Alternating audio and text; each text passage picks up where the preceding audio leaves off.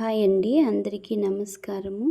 ఈరోజు మనము ఎక్కడికి వెళ్తున్నామంటే కోలార్లో ఉన్నామండి. ఇప్పుడు మనము కోలార్లో ఒక ప్రసిద్ధమైన దేవాలయంకి వెళ్తున్నాము. ఆ దేవాలయం ఎక్కడుంది, ఆ దేవాలయం గురించి మనం తెలుసుకున్నాం రండి, వెళ్దాము. ఇప్పుడు మేము ఆటోలో వెళ్తున్నామండి. ఆ దేవాలయము ఎక్కడుందంటే అండి, బెంగళూరుకి సమీపంలో ఒక కోలార్ అనే పట్టణంలో ఉందండి. ఈ కోలార్కి గోల్డ్కి చాలా ఫేమస్ అండి. దీన్ని చిన్నదనాడు అని పిలుస్తారండి. ఇక్కడ అదిగోండి, మనం దేవాలయంకి వచ్చేసామండి. ఈ దేవాలయం పేరు వచ్చేసి కోలారమ్మ దేవాలయం అనండి. ఇప్పుడు రండి, అమ్మవారికి కావలసిన పూజకి కావాల్సినవన్నీ తీసుకున్నామండి. అమ్మవారికి నిమ్మకాయలు, లోటస్, అలాగే బనానా, గాజులు అన్నీ తీసుకున్నామండి. ఇక్కడ వచ్చామండి. ఇక్కడ చూసారా, అమ్మవారికి ఒక శారీ, ఒక బ్లౌజు, గాజులు, అలాగే ఆయిల్ బాటిల్, కొబ్బరికాయ అన్నీ తీసుకున్నామండి. అమ్మవారికి సమర్పించాలి అని ఇప్పుడు ఆలయంలోకి వెళ్తున్నాము. రండి, వెళ్దాము. చాలా బాగుంటుందండి. ఈ ఆలయం వచ్చేసి చాలా పురాతనమైనదండి. చాలా విశిష్టమైన ఆలయం అండి ఇది. అలాగే ఈ ఆలయాన్ని ఎవరు కట్టించారు, దీని హిస్టరీని మనం తెలుసుకున్నామండి. ఈ ఆలయం నిర్మాణం వచ్చేసి ఎవరు చేశారండి, ఫస్ట్ ఈ ఆలయం గురించి మనం తెలుసుకున్నామండి. ఈ ఆలయం పేరు వచ్చేసి కోలారమ్మ టెంపుల్ అనండి. దీన్ని కోలారమ్మ దేవాలయం అని పిలుస్తారండి. ఈ దేవాలయం వచ్చేసి 1000 ఇయర్స్ అంటే 1000 ఏండ్ల సంవత్సరాల పురాతనమైనదండి ఈ దేవాలయం వచ్చేసి. ఈ దేవాలయం శిల్పకళ వచ్చేసి దక్షిణ భారత శైలిలో నిర్మించబడిందండి. ఎవరు నిర్మించారంటే, ఈ దేవాలయం అన్ని క్రీస్తశక 2వ శతాబ్దంలో నాటిదండి. ఫస్ట్ గంగరాజ వంశకాలంలో ఈ దేవాలయంని నిర్మించారండి. ఆ తర్వాత 11వ శతాబ్దంలో చోళల రాజులైన రాజేంద్ర చోళరు అనే రాజులు మళ్ళా ఈ ఆలయాన్ని పునరుద్ధరించారంటండి అని మన ఇతిహాసం చెప్తుందండి. ఇది కోలార నగరానికి ప్రధాన దేవాలయం అండి. అలాగే ఈ కోలారనంతా సంరక్షిస్తుందంటండి అమ్మవారు. ఇక్కడ చూసారండి, ఆ దక్షిణామూర్తి అండి. ఇక్కడ అమ్మవారు చాలా ఉగ్రరూపి అంటండి. ఇక్కడ అమ్మవారు ఉగ్ర రూపంగా ఉండడం చూసిన భక్త వాళ్ళు భయపడ్డారంటండి. అప్పుడు శంకరాచార్యులు వాళ్ళు వచ్చేసి అమ్మవారు ఎదురుగుండగా దక్షిణామూర్తి విగ్రహాన్ని స్థాపించారంట. అప్పుడు ఇంకా అమ్మవారు కొంచెం శాంతించారు, కరుణామయి అని చెప్తారండి. ఇక్కడ ఆలయం విశిష్టత ఏమంటే, అంటే 7 దేవతలు ఉంటారండి. 7 దేవతలు ఉన్నా కూడా ఇక్కడ మెయిన్ దేవత వచ్చేసి దుర్గా రూపంలో ఇక్కడ ఆధారణ చేశారండి. లేకపోతే రేణుకాంబగా, లేకపోతే చాముండి దేవతగా, లేకపోతే ఇక్కడ తేలమ్మ అనే నేమతో పిలుస్తారండి. అమ్మవారి స్వరూపం వచ్చేసి పరశురాముడు స్వరూపం అని చెప్తారండి. పరశురాముడు స్వరూపం అంటే పరశురామన వాళ్ళ అమ్మ అయిన జగదాగ్ని ఋషి భార్య రేణుకాంబ చాముండేశ్వరి రూపంలో ఉంది అని చెప్తారండి. ఈ అమ్మవారిని దర్శించుకోవడానికి మైసూరు మహారాజులు అయిన వాళ్ళ పూర్వజులైన ప్రతి సంవత్సరము ఈ దేవాలయానికి వచ్చి అమ్మవారికి పూజలు చేసి అమ్మవారిని ఆశీర్వాదము పొందుతారంటండి.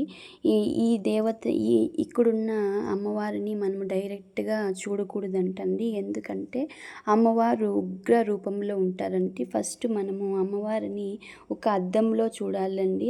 అద్దంలో చూసిన తర్వాత మళ్ళీ మనము డైరెక్ట్గా చూడాలని ఇక్కడున్న పురోహితులు మనకి చెప్తారండి. ఇక్కడ వచ్చిన భక్తులకి ఏమంటే ప్రసాదంగా నిమ్మకాయ, అలాగే ఒక రక్షా దారాన్ని మనకి ఇస్తారండి. ఆ రక్షా దారము మనము కట్టుకోవడం వల్ల మనకున్న నెగటివిటీనంతా అమ్మవారు తీసేస్తారని ఇక్కడున్న భక్తుల నమ్మకమండి.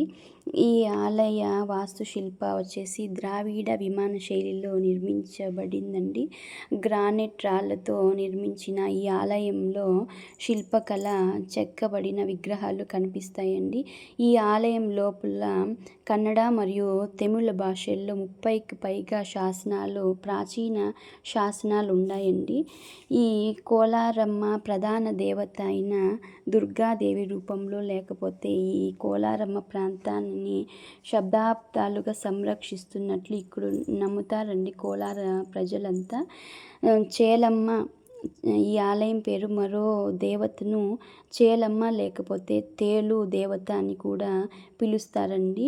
ఈ అమ్మవారిని పూజించడం వల్ల తేలు కుట్టకుండా కాపాడుతుందని భక్తుల నమ్మకమండి. ఇక్కడ విశేషం ఏమంటే వైశాఖ శుద్ధి పంచమి రోజు తేలులన్నీ ఒక్క తేలు వచ్చేసి అమ్మవారి విగ్రహ పక్కన కూర్చుంటుందండి. ఆ రోజు దానికి కూడా అర్చన పూజలన్నీ జరుగుతాయంటండి. ఇక్కడ అమ్మవారి ముందర ఒక హోల్ ఉందంటండి. ఆ హోలులో అన్ని తేలులు ఉంటాయంటండి. అవి అప్పుడప్పుడు బయటకు వస్తూ ఉంటాయి, పోతూ ఉంటాయంటండి. ఇక్కడున్న భక్తులు ఏమంటే వచ్చిన వాళ్ళంతా ఆ హోల్లోకి కాయిన్స్ ఎంత వేసినా కాయిన్స్ వేస్తారంటండి. వేసినా కూడా ఆ హోల్ నిండలేదంటండి. ఇప్పుడున్న గవర్నమెంట్ ఏం చేసిందంటే ఆ హోల్లోకి కాయిన్స్ వేయకూడదని నిషేధం బిగించిందండి. ఎందుకంటే కాయిన్స్ వేయడం వల్ల అక్కడున్న తేలులకి ఇబ్బంది కలుగుతుందని ఇప్పుడు కాయిన్స్ని అలౌ చేయట్లేదండి. ఈ అమ్మవారు చాలా చక్కగా ఉన్నారండి. ఈ ఆలయంలోకి వెళ్ళిన తక్షణమే అమ్మవారిని చూసి 2 కన్నులు చాలలేదండి. నేను ఇది 3rd టైం వెళ్తున్నానండి. ఫస్ట్ టైం విజిట్ చేసినప్పుడు నాకు గూస్ బంప్స్ వచ్చాయండి. అమ్మవారిని శరణాగతి తీసుకున్నామండి. అమ్మ నాకు ఇంతటి భాగ్యాన్ని ఇచ్చావా, నీ దర్శనం ఇచ్చావా అని అనిపించిందండి. మళ్ళీ వెళ్ళాలి అనిపించిందండి. నాకు ఎందుకో తెలియదండి, అమ్మవారు అంటే చాలా ఇష్టము. అమ్మవారిని చూస్తే చాలా ఆకర్షణ కలుగుతుందండి నాకు. ఎందుకో నాకు తెలీదు. ఈరోజు నేను అమ్మవారి గురించి చెప్తున్నాను. అంత అవకాశం నాకు ఇచ్చిందంటే నా పూర్వజన్మ సుకృతం అండి ఇది. అసలు 1 మంత్ బ్యాక్ నాకు అసలు తెలీదండి నేను యూట్యూబ్ స్టార్ట్ చేస్తానా అని ఏమీ తెలీదండి అసలు. ఈరోజు స్టార్ట్ చేసి అమ్మవారి గురించి మాట్లాడే అంత తెలియదండి నాకు. ఎన్ని జన్మలు ఎత్తిన అమ్మవారి గురించి మాట్లాడే అంత శక్తి లేదు, నాకు అర్హత లేదు. కానీ నాకు ఇంత భాగ్యాన్ని ఇచ్చింది అమ్మవారు. ఈరోజు ఈ ఆలయానికి వచ్చి అమ్మవారి గురించి 4 మాటలు మీతో పంచుకోవడం జరిగిందండి. నాకు ఇంతటి భాగ్యాన్ని ఇచ్చింది అమ్మవారు. ఆ అమ్మవారికి నేను కృతజ్ఞతలు చెప్పుకుంటున్నానండి. ఇది చూడండి, మొత్తం రాయితో నిర్మించబడిందండి. చాలా అప్పటి కాలంలో రాజులైతే బాగా నిర్మించారండి. చాలా పాజిటివ్గా ఉందండి. అమ్మవారి కళ్ళు అయితే పెద్ద కళ్ళు అండి. చూడడానికి అమ్మవారి అలంకరణ కావచ్చు, ఆ కళ్ళు కావచ్చు, అమ్మవారి ఆ జడ కావచ్చు, అమ్మవారి అలంకరణ ఎంత బాగుందంటే చూస్తే ఇంకా చూడాలి అనిపిస్తుందండి. మీరు ఏమన్నా ఇక్కడ ఎవరన్నా నియర్ ఉంటే ఈ ఆలయానికి విజిట్ చేయండి. చాలా బాగుందండి ఈ ఆలయము. ఈ ఆలయం చాలా బాగుంది. చాలా మనసుకి ప్రశాంతంగా అనిపిస్తుందండి. నేను ఫస్ట్ టైం వచ్చినప్పుడు ఇక్కడే ఒక 1 అవర్ కూర్చొని లలితా సహస్రనామం చదువుకున్నానండి. నాకు ఇక్కడే ఉండిపోదమ్మా అని అనిపించిందండి. 2 టైమ్స్ పోయి మళ్ళీ అమ్మవారిని నేను దర్శనం చేసుకోవడం జరిగిందండి. ఇది వచ్చేసి ధ్వజస్తంభం అండి. ధ్వజస్తంభం ముందర అమ్మవారి స్థూలం ఉందండి. ఎంత పెద్దగా ఉంది.